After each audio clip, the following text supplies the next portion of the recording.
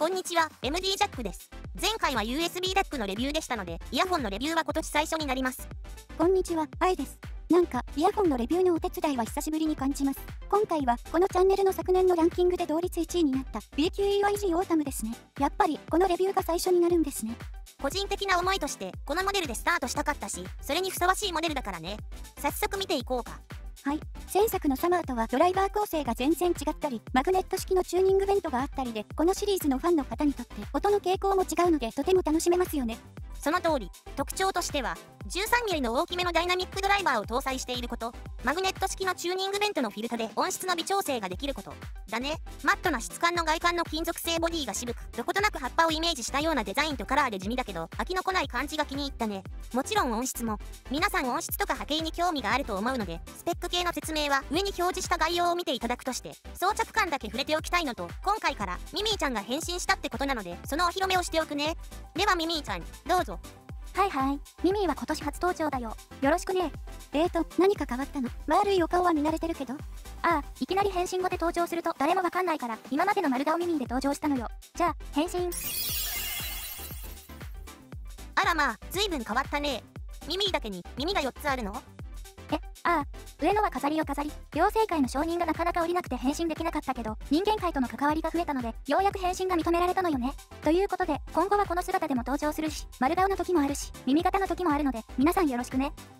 で、本来の装着感なんだけど、オータムはステムがあんまり耳穴の方を向いていなくて、耳型にうまく合わなかったので、ジャックさんの耳で説明しますね。大きめだなぁ、と感じる KZ の ASX あたりのモデルと比べると結構小ぶりなので、愛の小さめな耳にもフィットすると思うよ。どう？そうね、大丈夫。金属製だからひんやりするわね。イヤーフィンの突起も特に気にならないわ。でしょ？小ぶりだけど、13mm のダイナミックドライバー搭載だから、下から上までしっかりなるよ。その辺は、音質比較動画を見てみてくださいね。サマーと比較してます。ではどうぞ。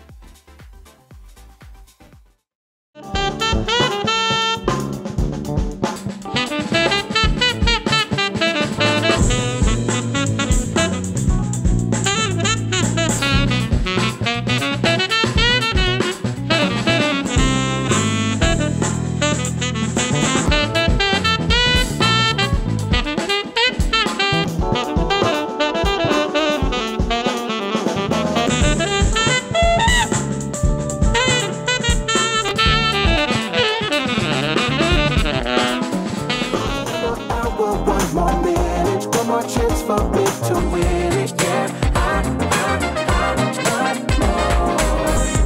Every time I dream, I catch it. I know how to make it happen, but I want more.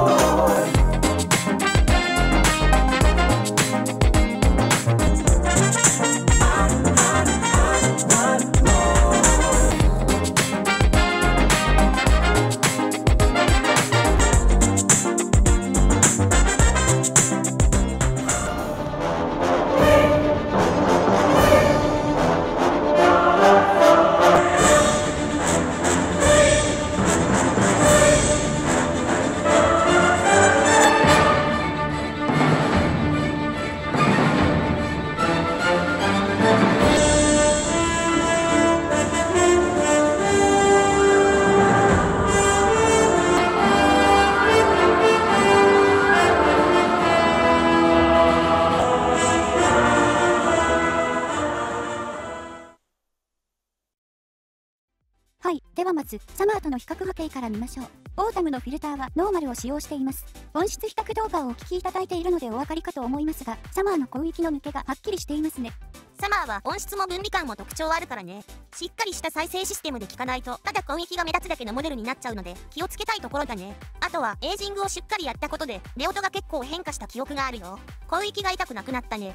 サマーってすっきりした質感、突き抜ける広域、ドライブリッドドライバー構成から来る独特の分離感が癖になるモデル。オータムのダイナミックドライバー一気構成とは全然違うんで、そこもまた面白いところね。サマーについては過去動画があるので、概要欄にリンクを貼っておくので、参考にしてください。サマーとの比較でわかることは、オータムはあまり大きな特徴がないということね。ドンシャリというわけでもなく、低域も高域も大きく主張することもない。波形を見ても聞いてみても非常にバランスが取れてるなぁと思ったよ。言い方を変えるとフラットを意識したチューニングとも言えるかな。サウンドステージも適度に広く非常に聞きやすいので C オーディオブレイバリーなどとともにサウンドチェックの基準モデルとして使うようになったね。 6kHz 付近の減衰はファイナル E タイプのイヤピを装着しているからしっかり落ちているけど、例えばタンジジム TAPB トレベルを装着するともう少しこの部分が出て明るめな質感になるね。さらにチューニングベントで音質調整ができるからすごいよね。ジャックさん、このチューニングベントのフィルターの音質比較が気になるんだけど。そうだよね。今回はフィルターの音質比較動画もあるからまずは見ていただきましょうか。はいはい。ではどうぞ。音量上がるのでご注意ね。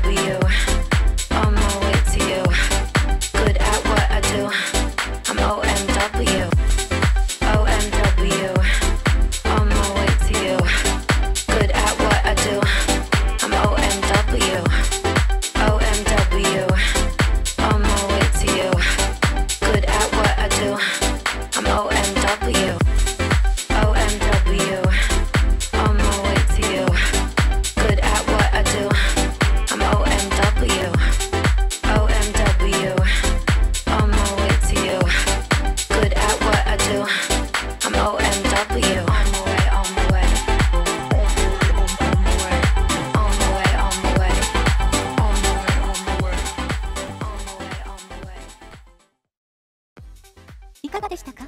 収録音でもはっきりわかる変化がありましたね。なんか波形で見てもフィルターの効果がすごく正確だね。そうなんだよ。これはちょっと驚いたわ。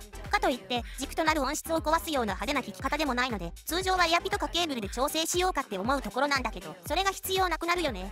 ジャンルとか曲調でちょっと自分の好みと違う場合の調整としてはかなり使えると思ったね。交換もこんな感じで簡単にできるし、マグネットで強力にくっついてるから通常の仕様で落ちることはほとんどないと思うけど、なくならないように気をつけたいよね。ちなみにこのフィルターをつけないとこんな波形になっちゃうから必ずどれかはつけておくことになるね。愛はこういうモデルあんまり持ってないから思い切って買ってみようかな。いいと思うよ。これおすすめ。BQEYG オータムは2万円台前半のモデルということで入手するのに躊躇するとは思いますが、フィルターでの音質調整が秀逸なので一概三役的なことを考慮すると買って失敗ということは少ないんじゃないかなと思います。注意点としては派手な音でもドンシャリでもなく聞いてみたら案外普通なので、サマーのように特徴のある音質を求めて入手するとがっかりする可能性はあります。ただこのチャンネルの昨年のランキングで上位にしている通り、いろいろなモデルを聞いているとバランスの取れた質感を持つモデルというのは案外少ないので、個人的には結構惚れ込んでいます。ということで BQEYG オータムのレビューでした。ではまた次の動画で。ご視聴ありがとうございました。MD ジャックチャンネルはイヤホンレビューを音と波形た言葉で表現します。チャンネル登録お願いします。